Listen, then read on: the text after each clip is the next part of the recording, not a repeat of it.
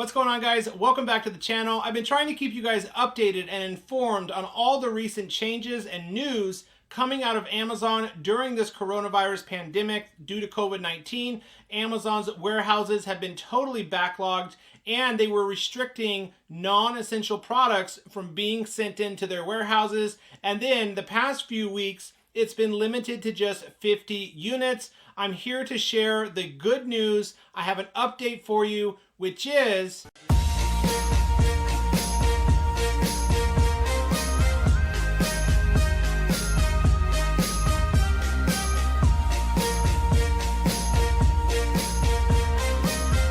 Amazon FBA is back. They are now accepting all products in all categories, and almost all sellers send in unlimited inventory, as many shipments as you want, as many units as you want, back to their FBA warehouses. I'm excited to share that with you. As of about midnight last night, I was able, even on my new products and all products in all categories, to send in over 500 units. I had been waiting and holding off on creating these shipping plans because of the limit and restrictions, but Amazon FBA is back.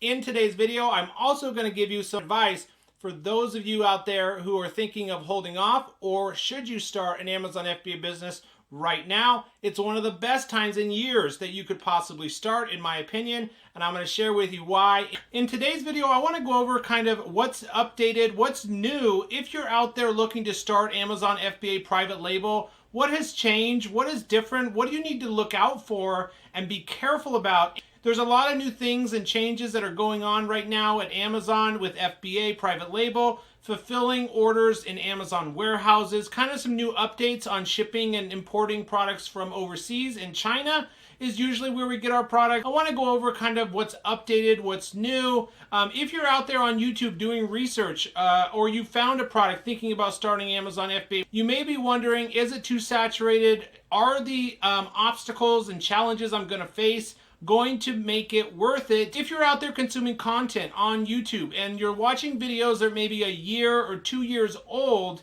some of those tips and advice and strategies may not work and may not be relevant with what's going on with the state of Amazon and selling on Amazon right now. We're investing a lot of money, you know, whether you've saved up $1,500 or $2,000 or $4,000 to start your Amazon FBA private label business. It's a lot of money. It may have taken you months or even years to save that money. And so I want to give you my best advice and kind of what you should do, what you should look out for and be careful of if you're starting Amazon FBA private label. Welcome to the channel. If you're new, my name is Brian Noonan. I'm a full-time Amazon FBA seller and mentor. On this channel, I share course level information for free, 1 to 2 new videos every single week. So if you like learning about Amazon, making money online, make sure to give me a thumbs up on this video. Also, subscribe to the channel if you're not already. I love seeing new subscribers come in, and I can see each and every one of you who take a minute to subscribe, and I appreciate each of you. Without any other delays, let's jump into my computer and go over what you should do if you should even start selling on Amazon right now. All right, I'm just so excited to share with you guys that Amazon is now accepting unlimited inventory again to their FBA fulfillment centers. I do want to just take a minute and thank all of you who supported this video up here on how to do FBM during this crisis. That was our best alternative, doing merchant fulfill, doing FBM. That is my first video to just about reach, just a couple views away from 1,000 views on that video. And I just want to thank all of you guys who watched that video and support the channel. But here we go, guys. As of about midnight last night, Friday evening, I logged into my Seller Central account. I was holding off on creating shipping plans for some new products I was planning on launching. And I wasn't able to send more than 50 units on even some of my best sellers.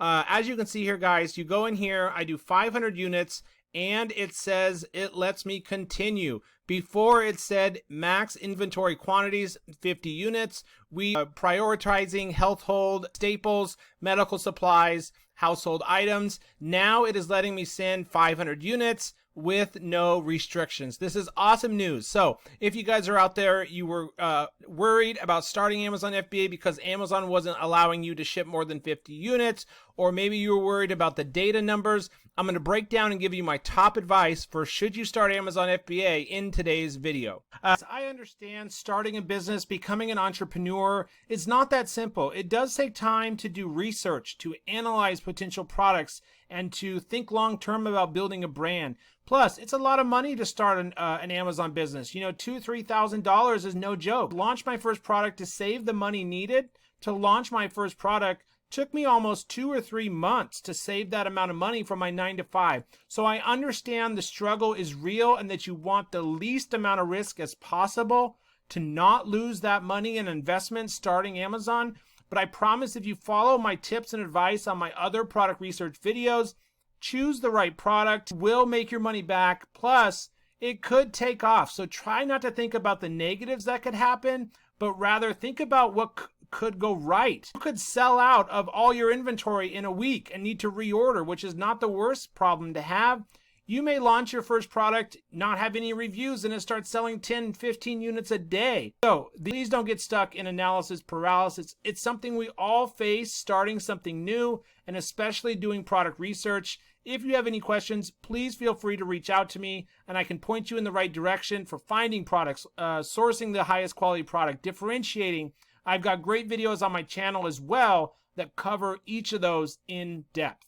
The top reasons on why you should or should not start an Amazon FBA business, a private label business, and selling on Amazon right now with the coronavirus, with shipping delays coming out of China. What should you do? So I want to encourage you out there, if you are in product research phase or doing deep analysis into different products, one thing you're going to face is analysis paralysis. It's something that I faced when I first learned about Amazon and started researching and doing product research every day. You know, it took me almost a month or 2 months of overanalyzing and doubting myself to get going and to start my Amazon business. And one of the best ways to learn the process and to be successful is to not jump in without doing research, but to just move forward. If the numbers look good, the product sales look good, the revenues are good, the sales are good, the competition's not too fierce, the keywords all have good demand, there's no restrictions, there's no patents, that product will sell. And so if you have any questions on product ideas or you're just stuck, you're welcome to leave me a comment down below or reach out to me directly on Facebook Messenger. I'd be happy to point you in the right direction and get you motivated again to start an Amazon business. Some product sales are actually have never been higher. These lists of products are just exploding. And so some product sales have actually never been higher, including some of my own products. So I started Amazon almost 2 years ago. I've gone on to launch 8 successful FBA products. Right now, I have 6 out of 8 of my products set to both merchant fulfilled FBM and fulfillment by Amazon. And I'm actually running very, very low on some inventory at Amazon warehouse. So I'll tell you what to do about that coming up. My product sales have actually never been higher. And that's the case. I just was fortunate enough to have launched products in certain categories that I chose a long time ago, like home and kitchen, kitchen and dining, health and household, and patio, lawn, and garden. These are products that people are going to need and use that are doing well.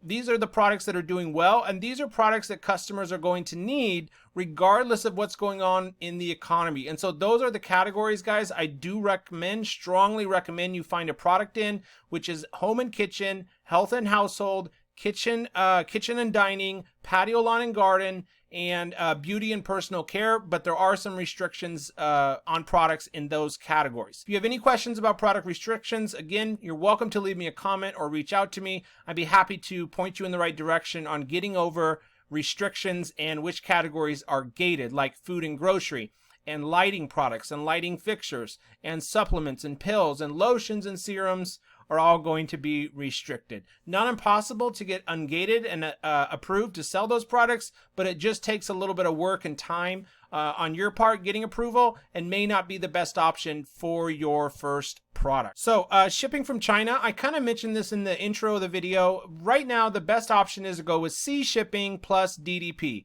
If you're not familiar or don't know about importing products from overseas, there's certain custom duties, taxes, tariffs, and fees that we have to pay importing products from China. And the best method to do this is full door-to-door shipping, or DDP, which stands for delivery duties paid. And this means once you pay your supplier for the cost of the product, packaging, insert card, logo, upgrades, and DDP shipping, the supplier is 100% responsible for getting your product to the Amazon warehouse. So that's the best option. You don't really want DDU, DAP, FOB, EXW.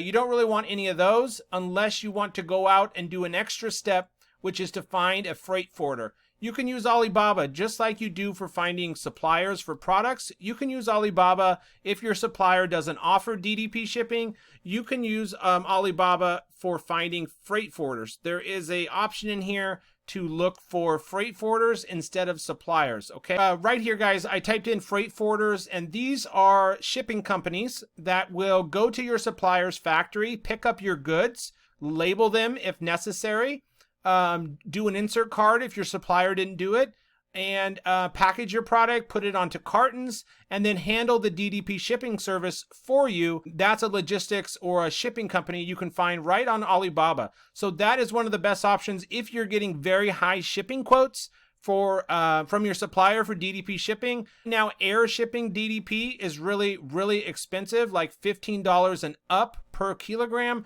and so I really recommend sea shipping DDP. I hope you guys are enjoying today's video, going over what you need to be careful of. Is Amazon FBA too saturated? Should you even start your FBA private label business right now? If you could take a minute right now to help me out, go down and smash that thumbs up button for me, and subscribe if you would. I choose at random and do one-on-one mentorship giveaway calls. I give away 30-minute calls, 2 per video, and all you have to do to be able to win one of those is like the video, be subscribed to the channel, and drop me a comment down below. And I appreciate each of you who take a minute to do those 3 things. Next, guys, I want to talk about product research. Maybe you're in product research phase, you're looking at products.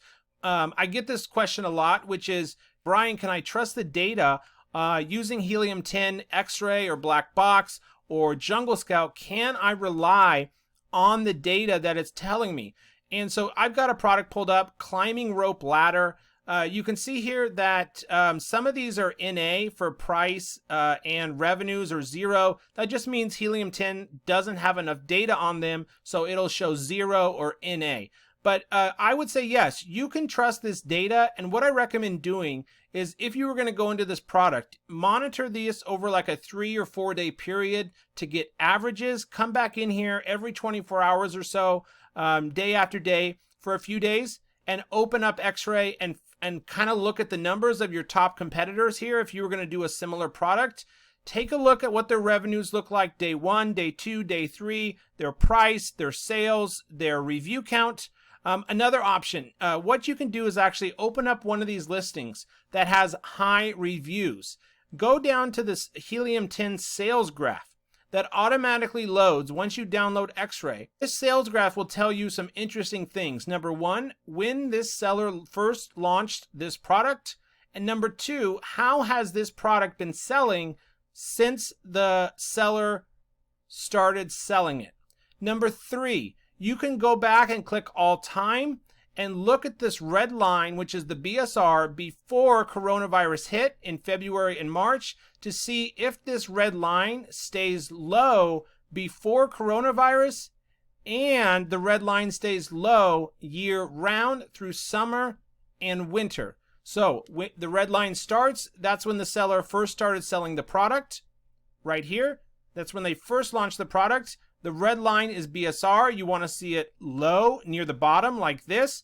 That indicates it's been selling well. Look, pay attention to these numbers here. You want this red line to stay under 100,000, 75,000 or less. Even 50,000 or less would tell you that there's good demand for the product. Right here, these spikes, guys, just tell you this product ran out of stock. And I know that because this blue line ends, so it wasn't selling, and the blue line is price. But if I go back here, and you can go back, we can look at this time last year. on this seller. So I can go back roughly July 2019. This is when the seller first launched the product, and you can see the red line, the sales rank. Does it stay low and consistently low at near the bottom, under 50,000 or under 100,000, even this time last year before coronavirus? And how does the red line stay low through summer and winter to make sure you're not selling a seasonal product? Check your top competitor sales graph here to learn those things. Most of you out there starting, it's one of the most common questions I get, which is, Brian, should I even start right now? Should I wait for this coronavirus to be over? My best recommendation and advice for you would be to please just go ahead and start. Try to find a product that solves a problem that's an essential product customers need and will use, that solves a problem in the customer's life or the person's life, that will buy your product regardless of what's going on with the economy. If you do that and you choose products like that, you will be successful and make money. Okay, I have other videos on my channel where I go over product research in depth, multiple different product research methods. One of my favorite is the storefront method. Okay guys, there you have it. My top advice for starting your Amazon FBA business right now. Please continue pushing forward and marching forward into launching your product. Please keep pushing forward. Please, I want to motivate you. Selling on Amazon has truly changed my life. I've never made this amount of money doing Amazon, and so the potential is still there. It's not too saturated.